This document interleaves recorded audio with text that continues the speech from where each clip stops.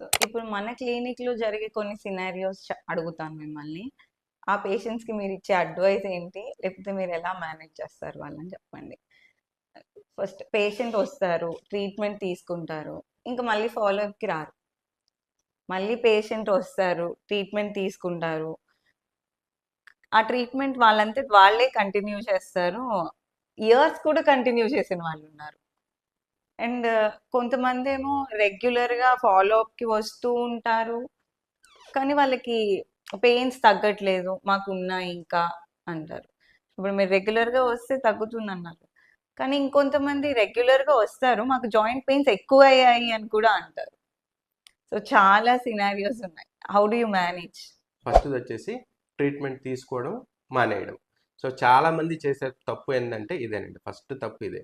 So, కొన్ని రోజులు వేసుకుంటారు ట్రీట్మెంట్. నాకు పూర్తిగా తగ్గిపోయింది, నొప్పులు తగ్గిపోయాయి అని చెప్పేసి ఆపేస్తారు. సో, ఆపేసిన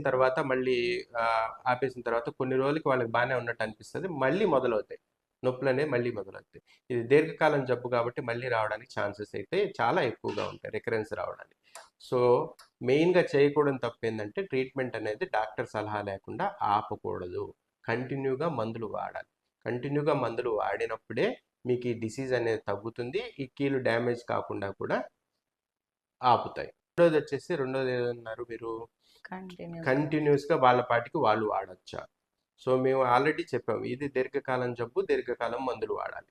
సో, దీర్ఘకాలం మందులు వాడాల్సి వచ్చినప్పుడు రక్తంలో కొన్ని కొన్ని మానిటర్ చేసుకుంటూ ఉండాలి. సో, రెగ్యులర్‌గా రక్త కణాలు, కిడ్నీ పరీక్ష, లివర్ పరీక్ష ఇవి మానిటర్ చేసుకుంటూ ఉండాలి.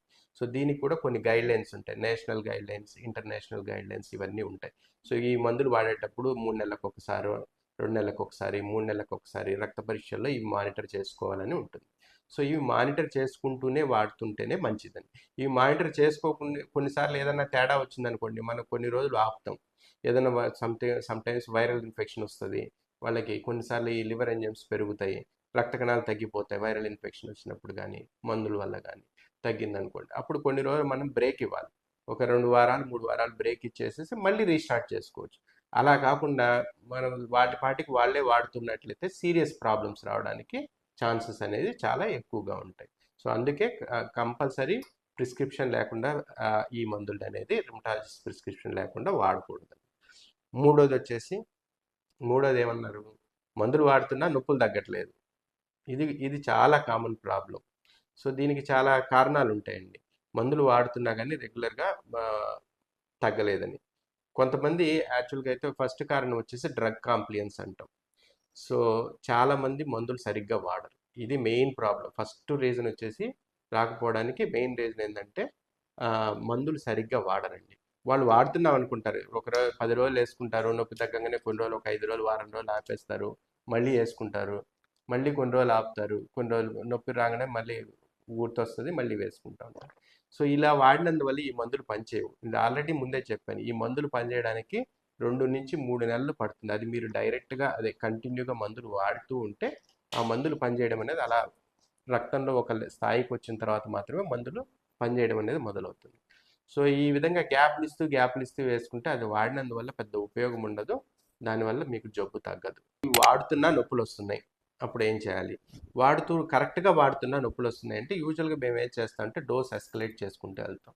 సో, ఇప్పుడు ఒక క్లాస్ ఆఫ్ డ్రగ్స్ పెడతాం. దానికి పడలేదంటే రెండో క్లాస్‌కి వెళ్తాం.